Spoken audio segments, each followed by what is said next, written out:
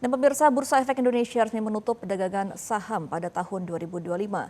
IHSG ditutup menguat seiring dengan pencapaian sejumlah rekor baru di tahun 2025. Indeks harga saham gabungan resmi parkir di teritori positif pada penutupan terakhir tahun 2025 di level 8.646 atau menguat 0,03%. Sejalan dengan itu, Direktur Utama Bursa Efek Indonesia, Imam Rahman menyebut pasar modal Indonesia mencatatkan sejumlah capaian cemerlang pada tahun 2025. Seperti pertumbuhan investor melalui Single Investor Identification atau SID yang mencapai lebih dari 20 juta investor. Tidak hanya itu, pasar modal Indonesia juga mencatatkan pertumbuhan kapitalisasi pasar menyentuh 16.000 triliun rupiah serta 24 kali rekor all-time high. Penutupan perdagangan tahun ini juga sebagai refleksi betapa kuatnya pasar modal Indonesia di tengah tantangan ekonomi global dan ketegangan geopolitik yang terjadi belakangan terakhir.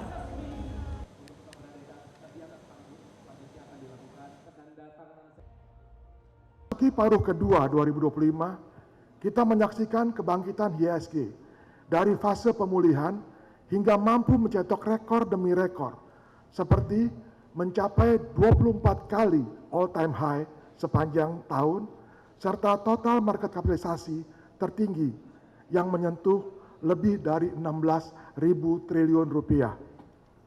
Pemulihan ini tidak hanya tercermin pada indeks, tetapi juga pada fundamental pasar. Jumlah investor pasar modal telah menembus 20 juta investor dengan rata-rata 901.000 investor yang aktif bertransaksi secara bulanan. Dari sisi pencatatan, terdapat 26 pencatatan saham baru, yang 6 diantaranya merupakan lighthouse IPO.